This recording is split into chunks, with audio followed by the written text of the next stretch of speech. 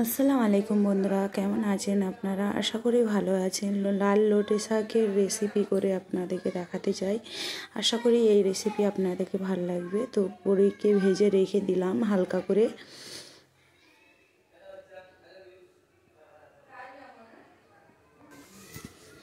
কড়াতে এবার তেল দিয়ে দিলাম হালকা করে।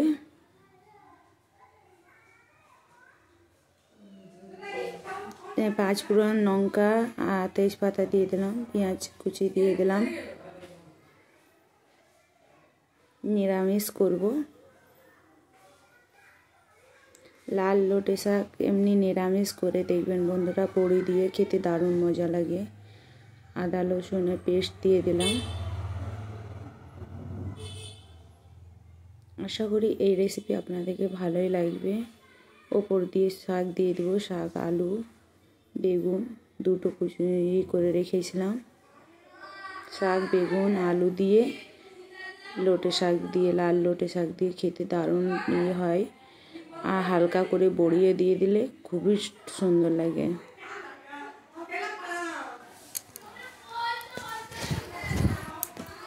বড়িটা এখন দিয়ে দিচ্ছি। আপনারা চাইলে দেরি করে দেবেন, যখন ফুটে আসবে, সব মশলা দেওয়ার পরে ফুটে আসবে তখন দেবেন। আমি এখন দিয়ে দিচ্ছি।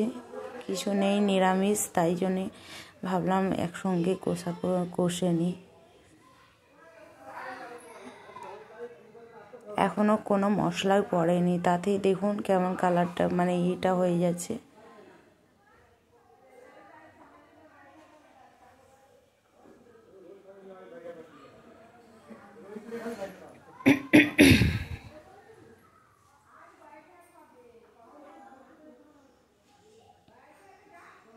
নুন দিয়ে দেব, হলুদ গুঁড়ো, লঙ্কা গুঁড়ো, ধনে গুঁড়ো, জিরে গুঁড়ো,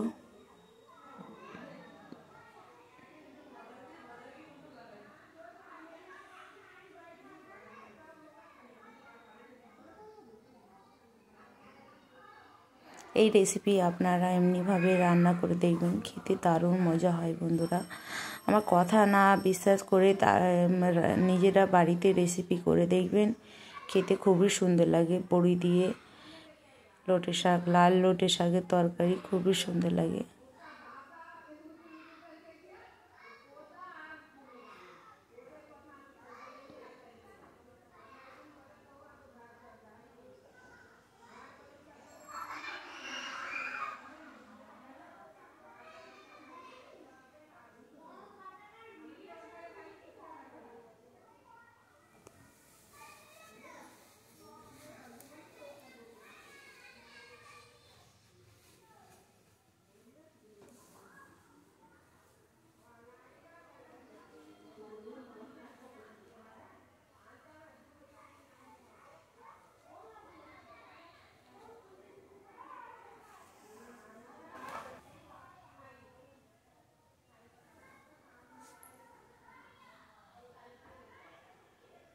এখনো জল দেওয়া হয়নি, তাতে এমনি কষতেছে।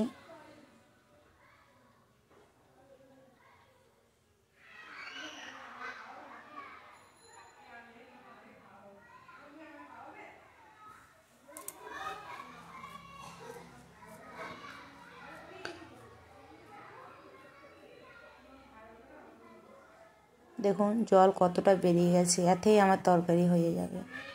দেখুন কালারটা কত সুন্দর হয়েছে। এইভাবে তরকারি করে দেখুন বন্ধুরা, খেয়ে খুবই সুন্দর লাগবে আপনাদেরকে। আর বলবেন কেমন হয়েছে আমার রেসিপি। যদি ভালো হয়ে থাকলে একটা লাইক আর